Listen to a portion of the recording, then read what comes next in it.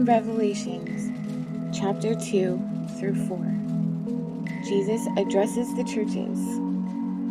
I've been thinking so much about this over the last year, and have recently decided to use this as a way to check my own heart and the things that I need to work on. When I genuinely look at my life, my behaviors and attitudes, my witness or example to the world around me, and my service, I can use this to figure out what I really need to work on. If my name replaced the church's name, what would Jesus have to say about my good works? And what would he have against me? Have I forgotten the love I had at first? Am I lukewarm? Has my love grown cold? Am I faithful? Have I held to the sinful teachings of this world? Have I allowed false idols or sexual immorality to dwell with me? Have I grown complacent and tolerant of a Jezebel spirit in my life, my home? Do I have a reputation of being alive, but am I dead? Are my deeds unfinished? And then I take it even further. Am I a good steward? Am I a good and faithful servant? What would Jesus have against me? What in my life causes a rift in my relationship with him? What separates us? I have spent the majority of my adult life in fear and anxiety. Sure, I have all my reasons and excuses, and they're all very good excuses. The experiences in my life make it such a huge struggle. I still struggle, especially when I'm not looking at Jesus. It is so much easier said than done.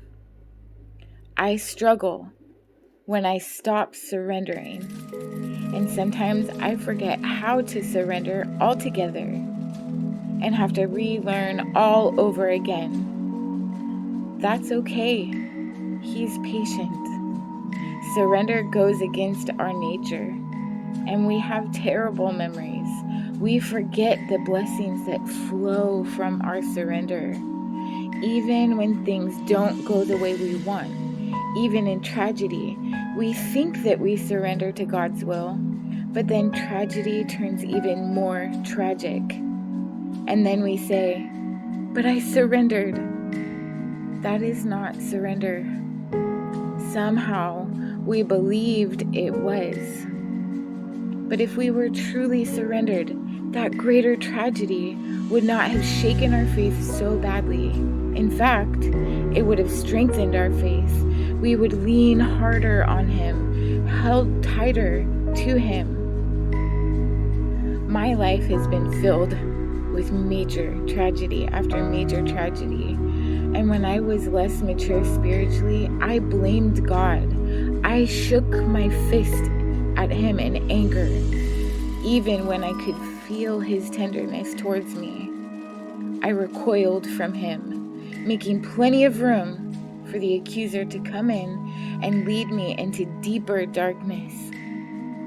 But just like Israel, I turned away.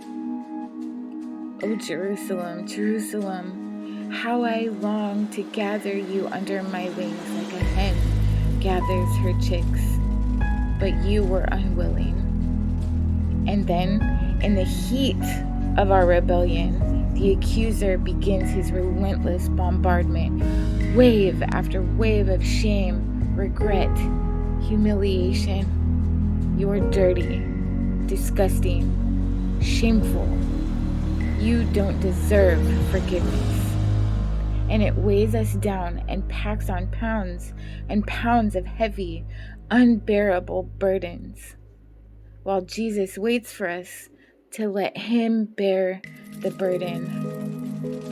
Beloved, what sin or what burden do you need to surrender? What fears or doubts? Your doubt is not too much for God. He can handle it, but you have to give it to him. Bring them to him in all honesty. Tell him that you are afraid that he is either unwilling or unable to help. Tell him your doubts. Ask him to show you the truth. And ask him to help your disbelief. When you struggle with other doubts, be honest. Ask him to show you the truth, no matter what it costs. He will do it.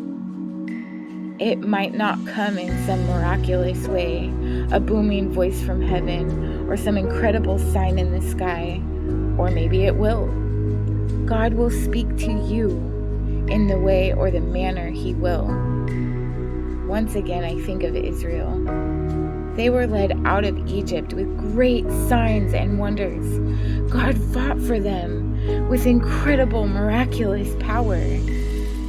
They witnessed the sea parting and watched how God washed away their enemies. God was dwelling on the mountain with thunders and lightnings and a massive cloud. He was up there for them to see. And yet they still fell into idol worship. We are no better. God could speak the truth to us in a booming voice from heaven. He could part the sea for us, make a way for us when there is no way. And we would still forget. Remember it different. Chalk it up as an overactive imagination. Or maybe a weird experience in a really traumatic time. We slowly lose confidence in what really happened. So, he will speak in the most effective way to you, in a way that really will last. You can choose to listen to his voice, or not. He will not force himself on you. You have to choose. So what ways has God reached you? When and how did he really get your attention? Write them down.